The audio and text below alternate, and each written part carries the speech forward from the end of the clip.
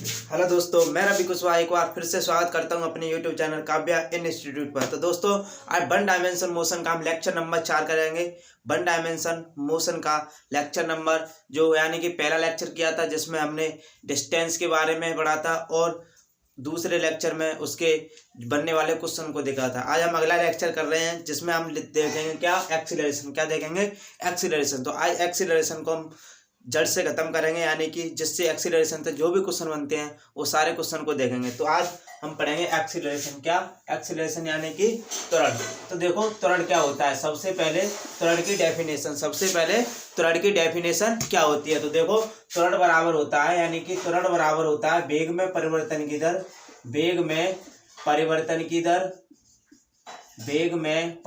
की दर अपॉन समय, यानी कि वेग में परिवर्तन की दर अपॉन समय। एक्सीलरेशन बराबर होता है वेग में परिवर्तन की दर बट्टे समय।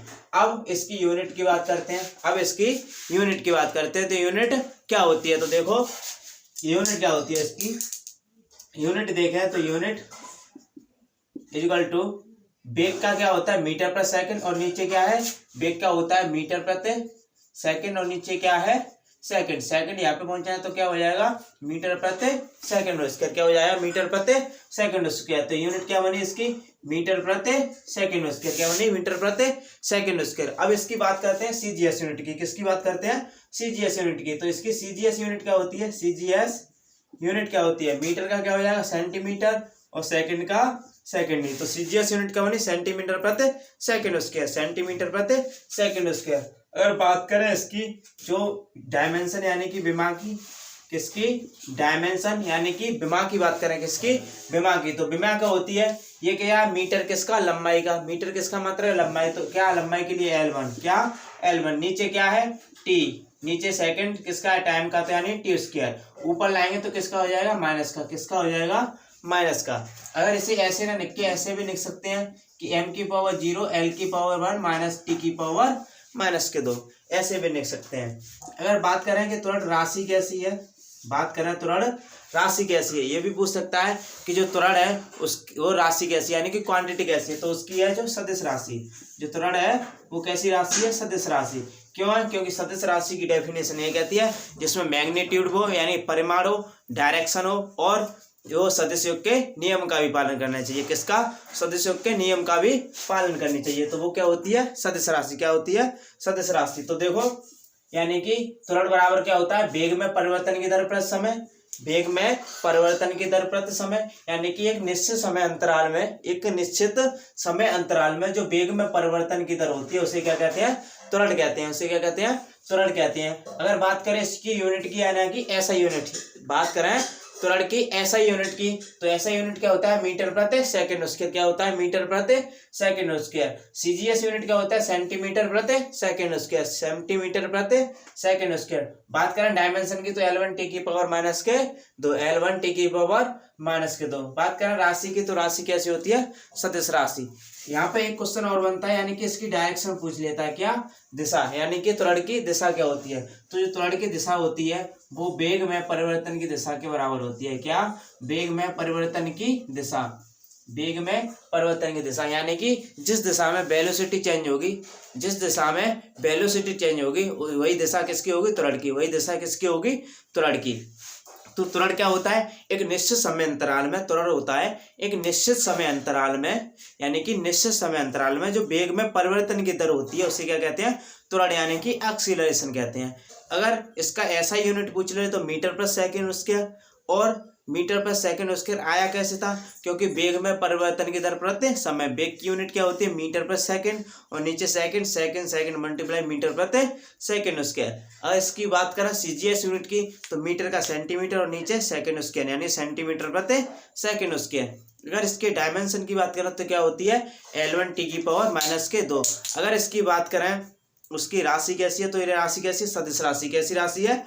सदिश राशि। अब दिशा किधर होती है? जिस डायरेक्शन में जो वेलोसिटी चेंज होगी, किसी भी डायरेक्शन में वेलोसिटी चेंज होगी वही दिशा किसकी होगी? त्वरण की। चाहे वेलोसिटी किसी इस डायरेक्शन में हो, चाहे वेलोसिटी इस डायरेक्शन में हो, तो वो मान लो वेलोसिटी अगर इस डायरेक्शन में चेंज होगी तो त्वरण की दिशा कौन सी होगी? ये। त्वरण की दिशा कौन सी होगी ये। अगर वेलोसिटी इस डायरेक्शन में चेंज होगी तो त्वरण की दिशा कौन सी होगी, ये वाली, यानी कि जिस डायरेक्शन में वेलोसिटी चेंज हो वही त्वरण की दिशा होगी। अब हम पढ़ेंगे त्वरण के प्रकार। क्या पढ़ेंगे, त्वरण के प्रकार यानी कि टाइप्स ऑफ एक्सीलरेशन। क्या पढ़ेंगे, टाइप्स ऑफ एक्सीलरेशन। तो इतना नोट हुआ, इतना क्लियर।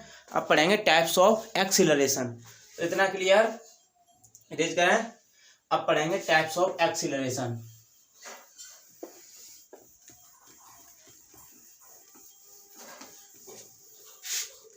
त्वरण के प्रकार।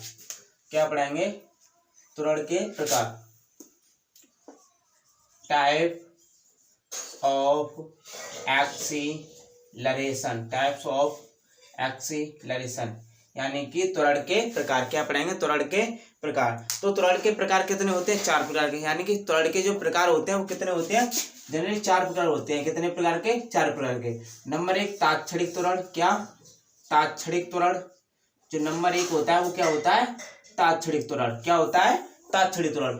अगर नंबर 2 की बात करें, नंबर 2 की बात करें तो वो होता है औसत त्वरण। क्या होता है, औसत त्वरण यानी कि एवरेज एक्सीलरेशन। क्या होता है, एवरेज एक्सीलरेशन। अगर बात करें 3rd की तो वो होता है एक समान त्वरण। क्या होता है, एक समान त्वरण यानी कि एक समान त्वरण। अगर बात करें 4 की तो वो क्या होता है, वो होता है असमान त्वरण। क्या होता है, असमान त्वरण यानी कि पहला तात्क्षणिक त्वरण, दूसरा औसत त्वरण यानी कि एवरेज एक्सीलरेशन, तीसरा एक समान त्वरण और चौथा कौन सा, असमान त्वरण। तो सबसे पहले हम किसको पढ़ेंगे, सबसे पहले हम पढ़ेंगे किसको, तात्क्षणिक त्वरण को। किसको, तात्क्षणिक त्वरण को। तो नंबर 1 क्या, तात्क्षणिक त्वरण। क्या, तात्क्षणिक त्वरण। क्या होगा, तात्क्षणिक त्वरण। अब इसको देखते हैं कि तात्क्षणिक त्वरण आखिर में होता क्या है, तात्क्षणिक त्वरण आखिर में होता क्या है। तो देखो, तात्क्षणिक त्वरण वो होता है, तात्क्षणिक त्वरण वो होता है, मान लो किसी भी कण का किसी एक निश्चित समय में, किसी भी कण का एक निश्चित समय में जो त्वरण होता है, यानी कि कोई भी कण हो जिसका एक पार्टिकुलर समय में जो त्वरण होता है उसे क्या कहते हैं, तात्क्षणिक त्वरण कहते हैं। यानी कि अगर डेफिनेशन बनाए तो कह सकते हैं किसी भी कण का किसी समय पर त्वरण को तात्क्षणिक त्वरण कहते हैं। यानी कि किसी भी कण का किसी समय पर यानी कि कोई कण है उसका एक किसी समय पर जो त्वरण होता है उसे क्या कहते हैं, तात्क्षणिक त्वरण कहते हैं। क्या कहते हैं, तात्क्षणिक त्वरण कहते हैं। अगर बात करें इसके फॉर्मूले की तो क्या होता है, limit del tends to zero del v vector upon del t vector, या ये ना कह सकते अगर डेल को उठाएंगे तो क्या लगाएंगे, dv वेक्टर अपॉन dt। तो ये होता है इसका फॉर्मूला, तात्क्षणिक त्वरण का क्या होता है, फॉर्मूला। अब नंबर 2 की बात करें तो नंबर 2 क्या होता है, औसत त्वरण। क्या होता है, औसत त्वरण। अब किसकी बात करेंगे, औसत त्वरण यानी कि एवरेज वेलोसिटी। क्या, एवरेज एक्सीलरेशन। क्या, एवरेज एक्सीलरेशन यानी कि एवरेज एक्सीलरेशन क्या होता है, तो एवरेज एक्सीलरेशन क्या होता है, एवरेज एक्सीलरेशन बराबर होता है कुल वेग में परिवर्तन की दर, यानी कि total rate of change in velocity upon total time, यानी कि कुल वेग में परिवर्तन की दर बट्टे कुल समय। यानी कि जो औसत त्वरण बराबर क्या होता है, एवरेज एक्सीलरेशन बराबर होता है क्या, total rate of change in velocity upon total time. यानी कि जो एवरेज एक्सीलरेशन क्या होता है, total rate of change in velocity upon total time, यानी कि कुल वेग में परिवर्तन की दर बट्टे समय, कुल समय। अगर बात करें टोटल यानी कि एवरेज एक्सीलरेशन बराबर कुल वेग में परिवर्तन की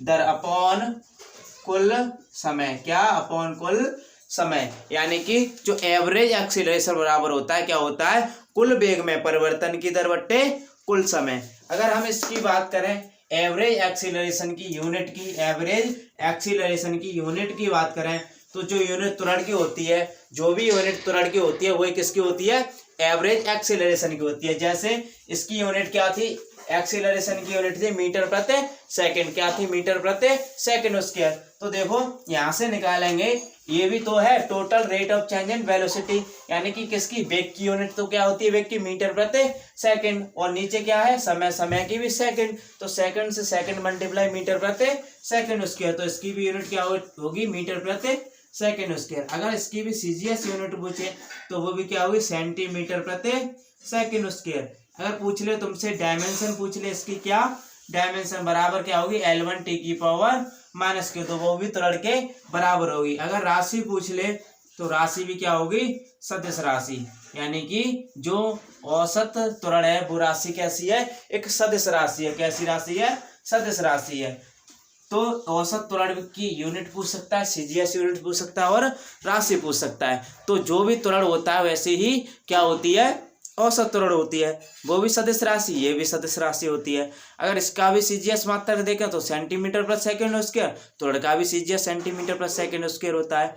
अगर त्वरण का ऐसा ही मीटर प्रति सेकंड स्क्वायर होता है तो औसत यानी कि एवरेज एक्सीलरेशन का भी ऐसा यूनिट क्या होता है, मीटर प्रति सेकंड स्क्वायर होता है। तो हमने क्या देखा, औसत त्वरण देखा और तात्क्षणिक त्वरण देख लिया। अब बात करेंगे किसकी, नंबर 3 एक समान त्वरण की, किसकी, एक समान त्वरण की। तो इतना एरेंज करें।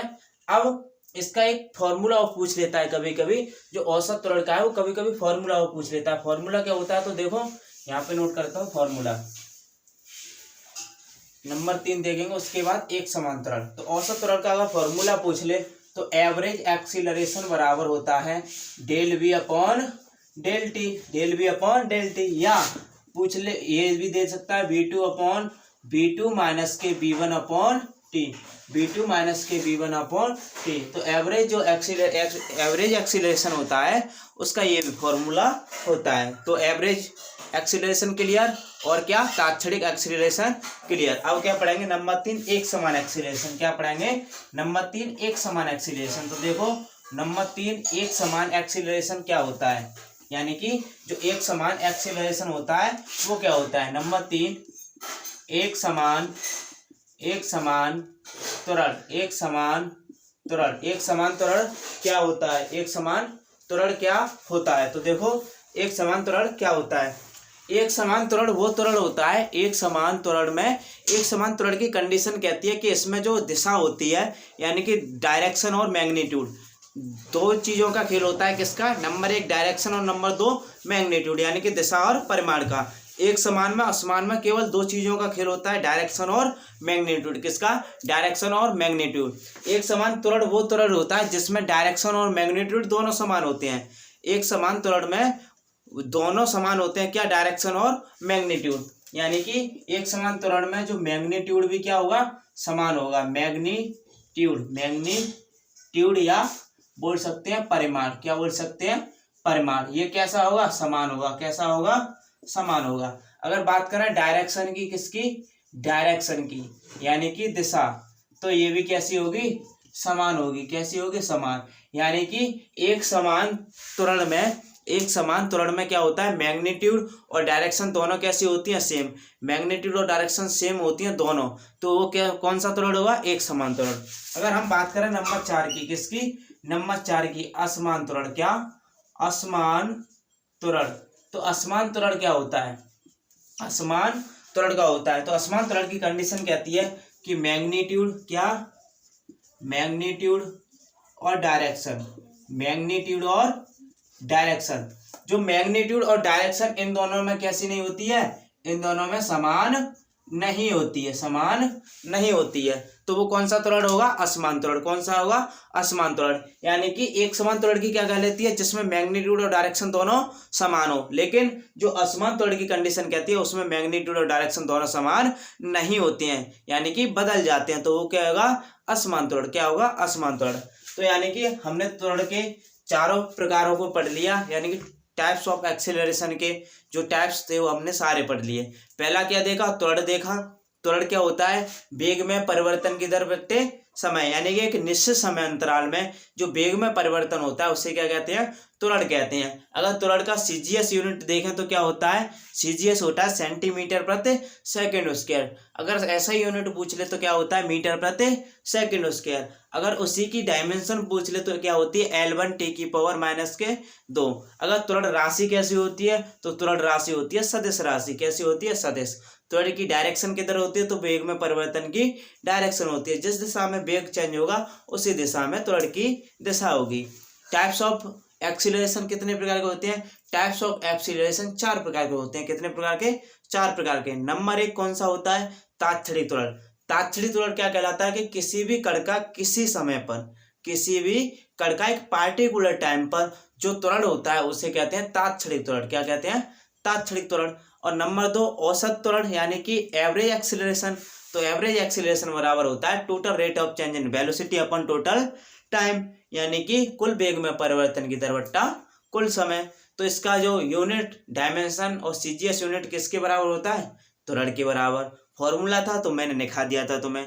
और तीसरा क्या था, एक समान त्वरण, और चौथा असमान त्वरण। एक समान त्वरण में क्या होता है, मैग्नीट्यूड और डायरेक्शन समान रहते हैं, और असमान में मैग्नीट्यूड और डायरेक्शन समान नहीं होती हैं। तो ये था उसका एक्सीलरेशन और एक्सीलरेशन के टाइप्स। अब हम पढ़ेंगे गुरुत्व के अधीन, गुरुत्व के अधीन मुक्त रूप से गिरने वाली वस्तु के समीकरण। यानी कि जब कोई वस्तु हो वो गुरुत्वीय क्षेत्र में एक मुक्त रूप से गिर रही हो, तो उसमें हम नियम देखेंगे किसके, गति के। क्या देखेंगे, गति के नियम। तो हम क्या पढ़ेंगे, अब हम पढ़ेंगे कि गुरुत्व क्षेत्र में, गुरुत्व क्षेत्र में मुक्त रूप से गिरने वाली वस्तु, जो वस्तु मुक्त रूप से गिर रही हो, किसमें, मुक्त रूप से, यानी कि फ्री फॉल की कंडीशन में, फ्री फॉल की कंडीशन में। तो गति के समीकरण हमने पढ़े हैं, 3 गति के समीकरण पढ़े हैं। क्या, गति के समीकरण। तो गति के समीकरण क्या होते हैं, गति के समीकरण क्या होते हैं,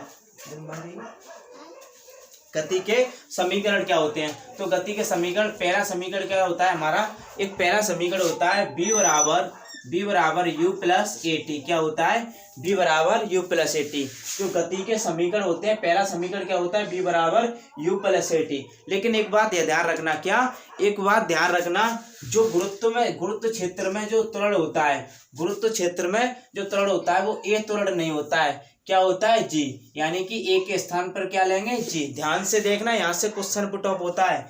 ए के बराबर क्या लेंगे, जी। क्या लेंगे, जी। किस में, गुरुत्वीय क्षेत्र में जो त्वरण होता है क्या होता है, ए के बराबर जी होता है। क्या होता है, ए के बराबर जी। और मुक्त रूप से गिर रही है तो यू क्या होगा, 0। मुक्त रूप से गिर रही है तो यू क्या होगा, 0। अब देखो, जब ये दोनों कंडीशन इसमें लगाएंगे तो फॉर्मूला क्या बनेगा, v बराबर यू की जगह 0, ए की जगह जी और टी। यानी कि क्या निकला, b बराबर जी टी। क्या निकला, b बराबर जी टी। पहला क्लियर, b बराबर जी टी। क्यों था, क्योंकि हमने क्या लिया था, a बराबर क्या लिया था, a बराबर जी लिया था, और u बराबर क्या लिया था, 0। u बराबर 0 क्यों, क्योंकि फ्री फॉल की कंडीशन में गिर रही है। किसमें, फ्री फॉल की कंडीशन में, यानी कि मुक्त रूप से गिर रही है। अब बात करेंगे दूसरे समीकरण की, किसकी, दूसरे समीकरण की, यानी कि दूसरा समीकरण क्या होता है। तो दूसरा समीकरण क्या होता है, दूसरा समीकरण होता है h बराबर U T plus half A T square. क्या होता है, U T plus half A T square. अब देखो यहाँ से जो a बराबर क्या लेंगे, a बराबर क्या लेंगे, जी, और u बराबर क्या लेंगे, 0। यानी कि a बराबर जी और u बराबर 0। तो देखो यहाँ से कंडीशन क्या बनेगी, h बराबर u की जगह 0 t प्लस हाफ a की जगह t g और t स्क्वायर। तो h बराबर जी 0 प्लस 1/2 जी टी स्क्वायर। तो h इक्वल टू क्या निकला, 1/2 G T square, 1/2 G T square. तो अगर यहाँ से हम t निकालें, यहाँ से हम t निकालें तो टी स्क्वायर बराबर क्या निकलेगा, ये मल्टीप्लाई में 2h अपॉन जी। क्या, 2h अपॉन जी।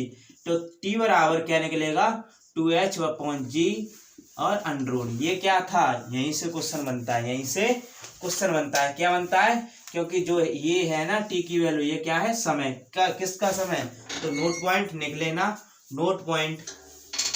अभी तीसरा और कर लो, उसके बाद नोट पॉइंट दिखाऊंगा। तीसरा देखो, तीसरा समीकरण क्या करता है, तीसरा समीकरण होता है तुम्हारा, तीसरा समीकरण होता है वी स्क्वायर बराबर you square plus 2a H, क्या होता है 2a एच। अब देखो या 2a एच लेते हैं, लेकिन हम क्या लेंगे एच। अब देखो ए की जगह क्या लेंगे जी, ए की जगह क्या लेंगे जी, यू की जगह 0, ए की जगह जी, तो वी स्क्वायर बराबर यू की जगह 0 प्लस 2gh, क्या लेंगे 2gh। तो वी स्क्वायर बराबर 2gh, क्या वी स्क्वायर बराबर 2gh, लेकिन v बराबर क्या निकला अंडररूट में 2gh, क्या 2gh। यहाँ से भी क्वेश्चन पुट ऑफ होता है। तो तीनों समीकरण सॉल्व करके बताए मैंने, किसमें, गुरुत्वीय बल क्षेत्र में, किसमें, गुरुत्वीय क्षेत्र में। जो कोई भी वस्तु गुरुत्वीय क्षेत्र में मुक्त रूप से गिर रही हो, किससे, मुक्त रूप से गिर रही हो, तो उसकी कंडीशन क्या होगी, पहला वेग की कंडीशन निकल आई, टाइम की कंडीशन निकल आई और हाइट की कंडीशन निकल आई। क्लियर है ना, इतना क्लियर। अब क्वेश्चन बना के दिखाऊंगा मैं, क्वेश्चन कैसे पूछता है। तो देखो इतना क्लियर, इरेज करें, हो गया ना। यानी कि ए बराबर क्या लेते हैं जी, और यू बराबर क्या लेते हैं 0। यू बराबर 0 क्या लेते हैं कि कोई वस्तु मुक्त रूप से यानी फ्री बॉल की कंडीशन में गिर रही है। तो देखो अब इतना इरेज करके क्वेश्चन बना के देखते हैं।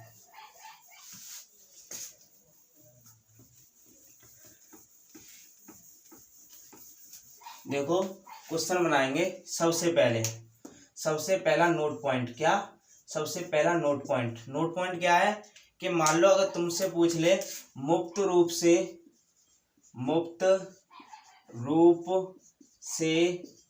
गिरने वाली वस्तु का समय, यानी कि तुमसे पूछ ले कि कोई वस्तु मुक्त रूप से गिरने वाली वस्तु का समय का फॉर्मूला बताइए। तो देखो अभी हमने निकाला था कि टी बराबर अंडररूट में 2h/g, क्या था, टी बराबर अंडररूट में 2h/g। या तो सीधा फॉर्मूला पूछ लेगा, क्या पूछ लेगा, या तो सीधा सा फॉर्मूला पूछ लेगा। अगर फॉर्मूला ना पूछ के यहाँ से एक अनुपात वाला क्वेश्चन बना लेता है, क्या, अनुपात वाला क्वेश्चन। वो कैसे, तुम्हें हाइट सेम कर जी दे देगा और या जी सेम कर देगा तो हाइट का क्वेश्चन दे देगा। कैसे, मान लो अगर जो टी है वो टी है किसके अनुपाती है, अंडररूट एच के, किसके, अंडररूट एच के, किसके, अंडररूट एच के। तो यहाँ से T1 निकाले अपॉन T2 यानी कि अनुपात निकाले, तो अंडररूट में H1 अपॉन अंडररूट में H2, अंडररूट में H1 अपॉन अंडररूट में H2। तो ये अनुपात वाला क्वेश्चन क्लियर है। यहाँ से अनुपात वाला बन सकता है, या ये बन सकता है कि जो टी है वो इनवर्सली प्रोपोर्शनल अंडररूट में जी है, इनवर्सली प्रोपोर्शनल अंडररूट में जी है। तो यहाँ से अनुपात निकालें तो T1/T2 बराबर अंडररूट में G2 अपॉन अंडररूट में G1, पलट जाएगा ना, अंडररूट में G2/अंडररूट में G1। तो ये वाला भी क्वेश्चन आपका क्लियर होगा। क्लियर है ना। या ये पूछ सकता है ये वाला, या ये वाला, या डायरेक्ट ये वाला फॉर्मूला पूछ सकता है। अगर फॉर्मूला ना पूछेगा तो तुमसे अनुपात वाला क्वेश्चन बनवाएगा, क्या, अनुपात वाला क्वेश्चन बनवाएगा। तो आप यहाँ से क्लियर कर लोगे, दोनों क्वेश्चनों को कर लोगे ना। अब तीसरा जो दूसरा नोट पॉइंट है, वो नोट पॉइंट क्या है, वो नोट पॉइंट है तुम्हारा कि मुक्त रूप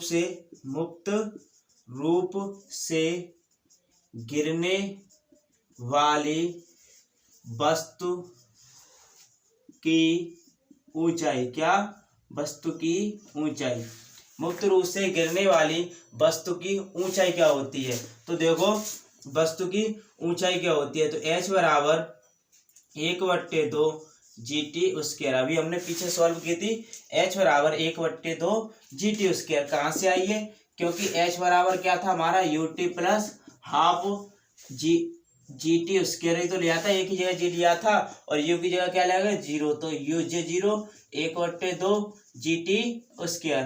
तो h बराबर क्या निकला 1/2 GT स्क्वायर, तो वही तो लिखा है 1/2 GT स्क्वायर। अगर ये फॉर्मूला ना पूछ के तुमसे अनुपात पूछ रहे किसमें, हाइट में और समय में, तो देखो यहाँ से क्या अनुपात वाला पूछेगा कि जो h है मुक्त रूप से गिरने वाली वस्तु की ऊंचाई, या तो ये फॉर्मूला पूछ लेगा, ये नहीं पूछेगा तो h डायरेक्ट प्रोपोर्शनल किसके है, g के, h डायरेक्ट प्रोपोर्शनल किसके, g के, अनुपात निकालें तो h1/h2 बराबर g1/g2, g1/g2 ये पूछ सकता है। अगर ये ना पूछेगा तो h डायरेक्ट प्रोपोर्शनल क्या है, टी स्क्वायर, तो h1/h2 बराबर t1 square upon t2 square, ये पूछ लेगा, क्या पूछ लेगा, ये पूछ लेगा। तो डायरेक्ट फॉर्मूला या अनुपात वाला क्वेश्चन बना लेगा, क्या डायरेक्ट फॉर्मूला पूछ सकता है या अनुपात वाला क्वेश्चन बना लेगा। अब देखो ये वाला पॉइंट क्लियर है। अब लास्ट एक और नोट बचता है, वो क्या है, मुक्त रूप से गिरने वाली वस्तु का वेग, क्या मुक्त रूप से गिरने वाली वस्तु का वेग, तो वो क्या होता है, देखो इतना क्लियर,